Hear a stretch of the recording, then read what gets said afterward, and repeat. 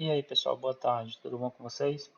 Conforme prometido, eu vou fazer esse vídeo aqui rápido, eu espero que seja rápido, apesar de serem 4 atividades com vocês, né? Eu espero que no retorno a gente reduza esse volume de atividade, porque eu entendo que é muita coisa, tanto para vocês como para a gente, como nós professores, tem muita coisa a melhorar. E eu conto com o feedback de vocês para sugestões, buscando sempre as melhorias. A gente sabe que não é a condição ideal que a gente queria estar, mas é o que nós temos para agora, beleza? Então, conforme prometido, vou fazer esse pequeno vídeo falando sobre, comentando sobre as atividades que nós fizemos, tá bom? Eu não vou ler muita coisa, vocês dão uma parada para vocês verem a resposta, porque senão vai ficar muito cansativo e muito longo. Lembrando que a dinâmica que eu uso para esses vídeos de correções, eu busco as melhores respostas de vocês que mais se adequam com a pergunta que eu fiz, né? Quando não, porque isso nunca aconteceu, eu escrevo a resposta, mas geralmente a maioria consegue assimilar o que foi perguntado e trago para cá. Então não, não, não pensem que é apropriação intelectual quando eu pego a resposta de vocês e coloco aqui. É só uma forma de mostrar que vocês chegaram onde eu queria que vocês chegassem no quesito de resposta, tá bom? Então, a primeira atividade que a gente vai discutir é a de relações hídricas lá, tá bom? Então, pergunto aqui quais os componentes do potencial hídrico e disserte sobre o significado de cada um. A gente sabe que são 4 componentes, tem alguns autores que falam até de um quinto componente, que é o potencial de temperatura, só que a gente não vai trabalhar sobre ele. Os componentes do potencial hídrico se somam para dar realmente potencial hídrico, e na verdade temos o potencial osmótico, mais o potencial de pressão, o mátrico e o gravitacional, tá bom? O potencial osmótico é a representação do efeito dos solutos dissolvidos sobre o potencial hídrico, é o efeito de um determinado elemento sobre o potencial hídrico, sempre. O potencial de pressão é o efeito da pressão sobre o potencial hídrico. O potencial mátrico é o efeito das várias forças superficiais e espaços intermicelares sobre o potencial hídrico da água. E o potencial gravitacional são o efeito das ações do campo gravitacional sobre o potencial hídrico. Quando eles se unem, eles vão formar o potencial hídrico de determinado sistema, tá bom? Beleza? Aqui é uma questão que a gente já fez em sala, mas eu fiz questão de repassar. Então, duas células A e B, a célula A tem esses valores e a célula B esses valores, qual a direção da difusão? Se a célula A tem um potencial absoluto menos 1,3 e o potencial de pressão 1,7, qual é o seu potencial hídrico? O potencial hídrico é o potencial absoluto mais de pressão, que vai ser menos 1,3, o potencial absoluto é sempre negativo, mais o potencial de pressão. Então, o potencial hídrico dessa célula A é 0,4. Enquanto que na célula B, o potencial absoluto é esse e o de pressão é esse. Quando eu trago para a fórmula, o potencial hídrico da célula B vai ser 0,4. Então, se um é 0,4 e o outro é 0,4, como os dois têm o mesmo potencial hídrico, não há movimento. Eles estão em equilíbrio. Então, a água não se movimenta, nem de um lado, nem para o outro. Ou seja, nem de uma célula, nem para outra célula. A não ser na necessidade, aí haverá um gasto de energia na forma de um transporte passivo, que a gente vai ver mais na frente. Na verdade, a gente já viu, né? Cite e explique 3 fenômenos de transporte da água. Os 3 principais fenômenos de transporte da água nas plantas. Os 3 principais são difusão, fluxo de massa e osmose. Difusão é quando a água se movimenta por diferença de concentração. A água sai de um local de maior concentração para um local de menor concentração, seja de quaisquer que forem os íons. O fluxo de massa ocorre por diferença de pressão. A água sai de um local de maior pressão para um de menor pressão. E a osmose é a água que atravessa por membranas semipermeáveis, tá bom? Aqui é uma representação em escala microscópica dos estômatos. A parte do tecido proveniente de uma árvore do grupo angiosperma contém 2 estruturas em evidência: células guardas e o poro estomático. Aqui. Essas estruturas são encontradas onde? O estômago está encontrado principalmente nas folhas e a sua função é realizar a transpiração. Tá?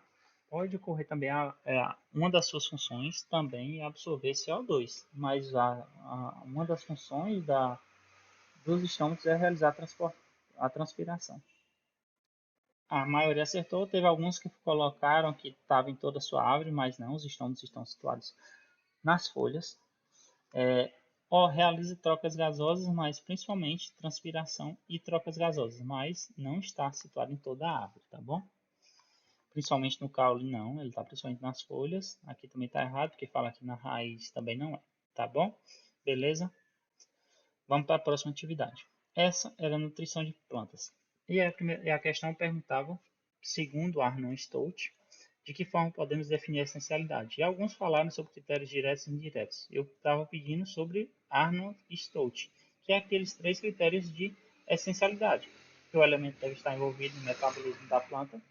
A planta não consegue completar seu ciclo na ausência desse elemento e sua função é específica, ou seja, não pode ser substituído por nenhum outro. Esses são os 3 critérios, segundo Arnold Stout, de 1939. Isso aqui determina se um elemento é essencial ou não. O que viria a ser um elemento essencial, benéfico e tóxico, exemplifique, está aqui.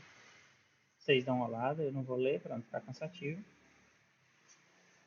Também, essa parte da diagnose visual, eu pedia para vocês mostrarem os sintomas de deficiência dos elementos e classificar quanto à mobilidade. Aí está aqui o boro, sintoma de deficiência, e a mobilidade, magnésio, sintomas e mobilidade, e por aí vai, tá bom?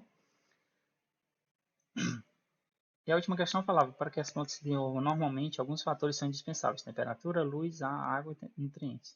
Os nutrientes são elementos químicos essenciais ao desenvolvimento das plantas. O elemento que age na respiração, produção de energia. Lembre-se, produção de energia, o que é energia para as plantas? ATP. ATP, adenina, tiosina, adenina trifosfato. Fosfato tem fósforo, tem uma partícula de fósforo, então você já mata a charada aqui que é fósforo. E participa ativamente de grande parte das reações bioquímicas da fotossíntese e síntese de proteínas. Que elemento é esse? Fósforo, só pela questão da produção de energia. Beleza? A penúltima atividade era o transporte de íons. Pedia para vocês falarem um pouquinho sobre transporte ativo e passivo. No transporte ativo, não, na verdade, transporte passivo, ele sempre vai ocorrer passivamente, segue no fluxo do gradiente do potencial eletroquímico da água. Se ele segue o fluxo, não há gasto de energia. Ele sempre vai sair de um local de maior potencial eletroquímico para uma região de menor potencial eletroquímico, seguindo essa diferença do gradiente eletroquímico.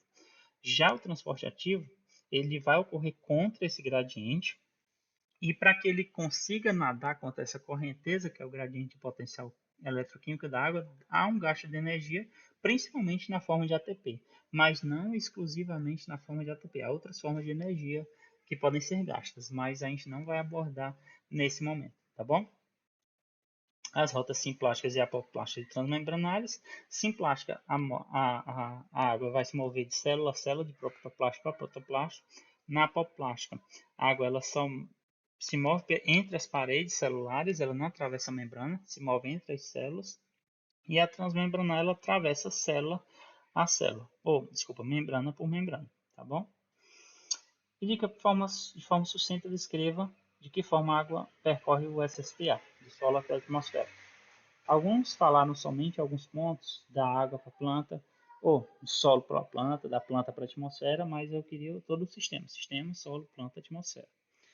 Então, de forma bem resumida, a água vai ser absorvida por meio dos pelos radiculares, né, no solo. A água ocorre a solução do solo contendo íons e outros sais minerais.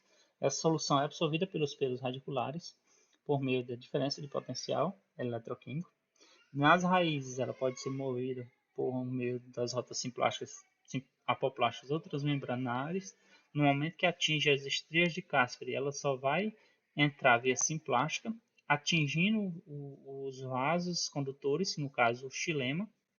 Uma vez no xilema, ela se movimenta tanto por meio de pressão positiva lá na base da raiz, que vai impulsionar essa água ir lá para cima, ou por pressão negativa, que é o que mais ocorre, que é a transpiração, a pressão negativa gerada pela atmosfera, sugando a água lá de baixo para cima. De toda forma, a água vai se mover do xilema lá embaixo das raízes até em cima lá para a atmosfera, lá para para a parte superior e vai ser redistribuída para outras partes da planta. Lá nas folhas, uma vez sendo transportada para onde as partes das plantas precisam da água, ela vai alcançar as células dos estômatos, né, células estomáticas, e o processo de mecanismo de abertura e fechamento depende de alguns elementos, dentre esses o íon potássio. E são os estômatos que vão participar ativamente do processo de transpiração, que é a perda de água na forma de vapor. Beleza? Tranquilo? E por fim, eu peço aqui nessa atividade de a planta e o nitrogênio, para que vocês expliquem os processos de amonificação, nitrificação e desnitrificação. E está aqui os processos, são formas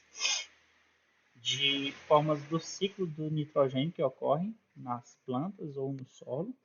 E são 3 processos extremamente importantes que visam modificar a forma do nitrogênio para que eles se tornem menos tóxicos às plantas ou os animais, menos voláteis, menos facilmente perdidas por lixiviação, ou seja, que permaneçam disponíveis para as plantas. Então, são 3 processos básicos e estão aqui descritos, beleza?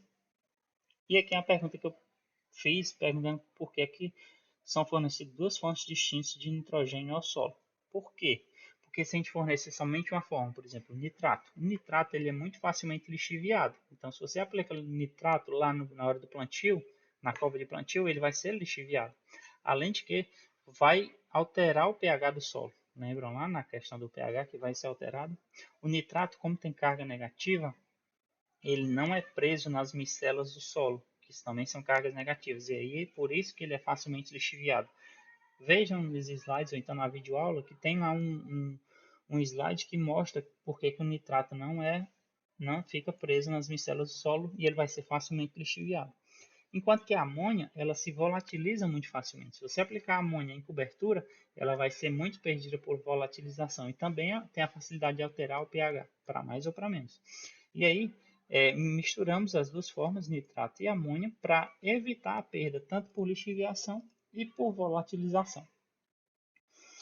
E aqui, eu pedi para dissertar sobre a FBN e sua importância. A FBN é o processo de fixação biológica de nitrogênio, realizada por um conjunto de micro-organismos e espécies vegetais. A mais importante é a associação simbiótica dos rizóbios e bradirrizóbios com as raízes de leguminosas, por exemplo, a soja, o feijão calpi, em que essas espécies, por exemplo, um rizóbio e a raiz de soja, o rizóbio vai colonizar as raízes porque ela vai fornecer o ambiente e açúcares, os exudatos da planta para as bactérias. Em contrapartida, essas bactérias do gênero Rhizobio, que contém a enzima nitrogenase, conseguem quebrar a tripla ligação do nitrogênio atmosférico, que é o N2, e o converte para formas que as plantas conseguem absorver, nitrato ou amônio. E aí, uma vez transformada, a planta consegue absorver e entra no ciclo até ser convertida a aminoácidos. Beleza? Isso daí geram benefícios ecológicos, econômicos, ambientais para toda a agricultura. Beleza? Tranquilo, pessoal? Então, é basicamente isso que eu queria trazer para vocês. É um vídeo só para a gente discutir sobre essas atividades. Quaisquer dúvidas podem me procurar, perguntar no WhatsApp. Muitas pessoas têm que conversar comigo no WhatsApp. O importante é que não permaneçam dúvidas. Não é a forma adequada, mas é o que nós temos para continuarmos trabalhando, estudando e tentando desvendar a fisiologia vegetal. Beleza? Pois um abraço, fiquem com Deus e até mais.